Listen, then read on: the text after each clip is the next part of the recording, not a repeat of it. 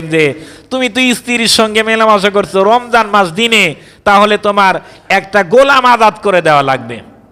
বললেন, ইয়া রাসূলুল্লাহ, আমি তো দরিদ্র মানুষ, আমার গোলাম আজাদ করার মতো ক্ষমতা আমার নাই। এর থেকে মানে সাশ্রয় কোন জিনিস ওইটা আমাকে বলেন। বলে, তাহলে তোমার 60টা রোজা রাখা লাগবে।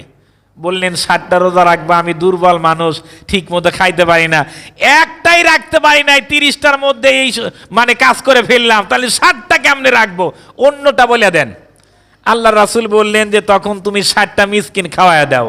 কয়, 60টা মিসকিন খাওয়াবো এই রকম সামর্থ্য আমার নাই। একটা আওয়াজ দিয়ে বলেন সুবহানাল্লাহ। আল্লাহর পয়গম্বর বসে আছেন, এমন সময় একজন মানুষ 1 বস্তা ময়দা আর 1 বস্তা খেজুর নিয়ে এসেছেন। এটা কিন্তু বুখারীর হাদিস, এমনি গল্প বলতেছি না, বুখারীর হাদিস। আল্লাহর পয়গম্বর বলেন, এরপরে অন্য একজন 1 বস্তা খেজুর নিয়ে আসলেন, এরপরে 1 বস্তা ময়দা আনার পরে আল্লাহর রাসূলকে বললেন, ইয়া রাসূলুল্লাহ, এটা আপনার জন্য হাদিয়া।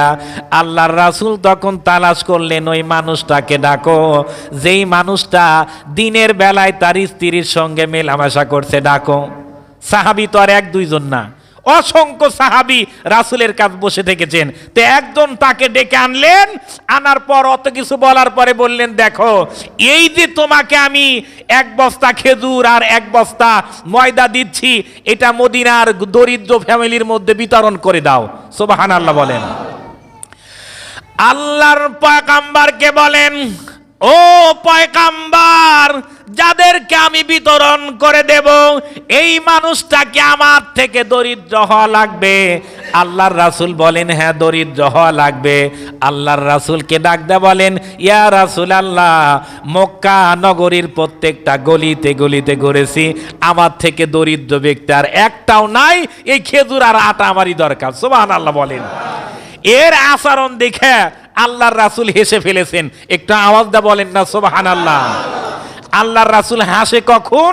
যখন আসমানের মালিক মহান আল্লাহ তাবারক তাআলা হাসে, আল্লাহর হাসি দেখে আমার রাসূল হাসে। সুবহানাল্লাহ। আল্লাহর রাসূল তখন বললেন যে যাও, এটা তুমিই নিয়ে খায় ফেলো। একটু আওয়াজ দিয়ে বলবেন না সুবহানাল্লাহ। ইসলাম খুব সহজ, কিছু কিছু সরল মানুষদের জন্য ইসলামকে আল্লাহ সহজ করে দিয়েছেন। একটু আওয়াজ দিয়ে বলতে হবে সুবহানাল্লাহ।